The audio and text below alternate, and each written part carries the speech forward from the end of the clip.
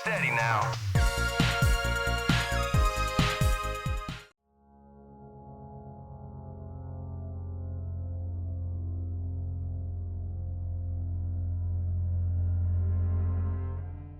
There used to be middle market space where experimental games that bore the production values of a AAA title thrived, but with increasing costs and changing trends in gaming, it seems the divide between AAA and indie is wider than ever.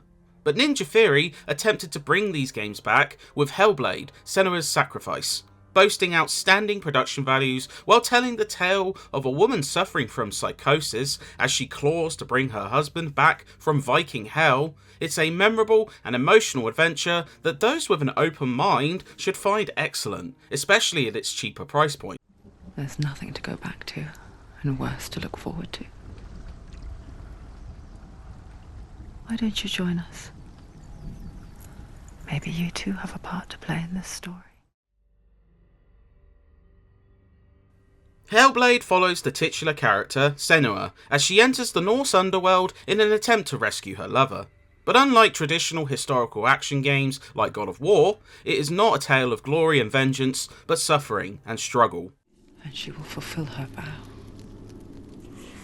whatever the cost. Senua is stricken with mental illness and psychosis, as the voices inside her head argue and cause her constant pain.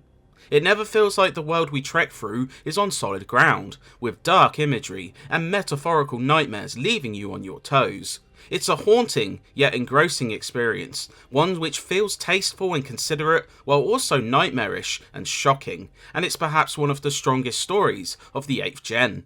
I will come back to you. I promise. Special praise must go to Melissa Jurgens, whose outstanding motion-captured performance serves as the glue that holds everything together. Senua's Sacrifice is an action-adventure which mixes puzzling, combat and story. A lack of loading time sees each nightmare flow seamlessly to another, keeping players firmly in the experience. Another voice joins us. She was trying to make them go away. The pacing deftly balances quiet time, enjoyable puzzles and combat encounters, and even some noticeable backtracking during the first third doesn't dampen the experience. Building up to the exciting final act crescendo, players will likely see the end credits in around 9 hours, which admittedly isn't the longest.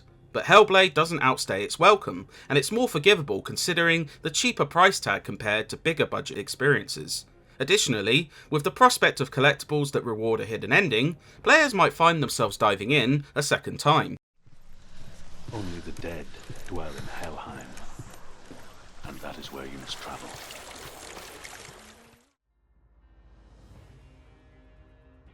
It really must be said how impressive Hellblade is despite being an independent title. The mocap performance for Senua is breathtaking, as each individual emotion is brought to life without becoming uncanny like some games.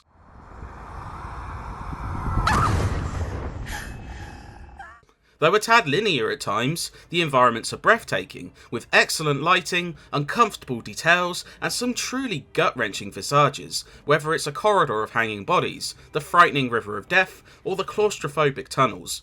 The icing on the cake is, this comes without performance compromises.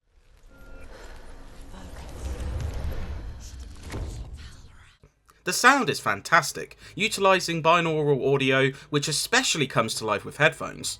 The sounds of madness all around you are actually terrifying. The darkness does not bargain. It does not reason. The music is powerful, capturing both the quiet terror and fierce fire of combat.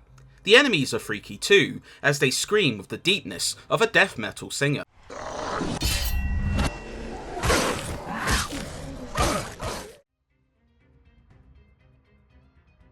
And though not the sole focus of the experience, the gameplay deserves praise. The combat is brutal, with Senua auto-locking onto nearby foes and being able to utilise a light, heavy and stun attack as well as parry and block. It seems simple, but as progression sees the enemy count increase, you're forced to change tactics against enemies with shields, larger attacks, and even some tough bosses. It can become joyfully intense.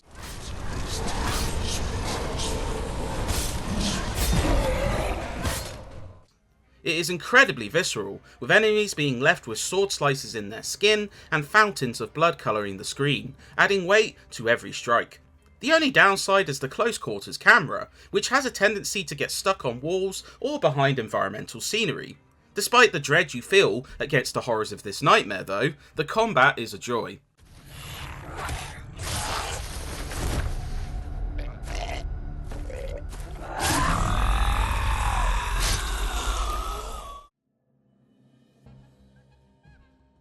The puzzles are pretty varied and feel smartly integrated around the story's tone.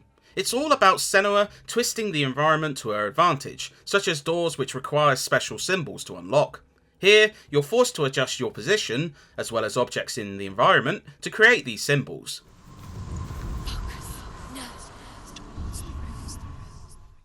There's also occasions when you can utilise special gateways to change the properties of the world, such as restoring steps to climb up or removing a gateway blocking your path.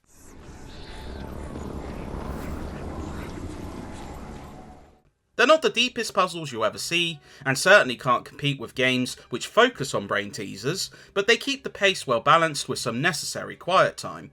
It also masterfully reflects how Senua's perception is twisting and warping around her. While it isn't exactly going to be for the thrill seekers or those looking for straightforward answers, the ending will particularly leave you asking more questions. Hellblade: Senua's Sacrifice is a fantastically dark experience which gracefully looks at mental illness, guilt and grief while experimenting with the pricing formula in conjunction with production. Gameplay also holds up, with sharp combat and smart puzzle design which, while not outstanding, has been integrated into the story with care. It feels remarkably well made, considering how few people worked on it, and fairly priced for what you get, a compelling, replayable story.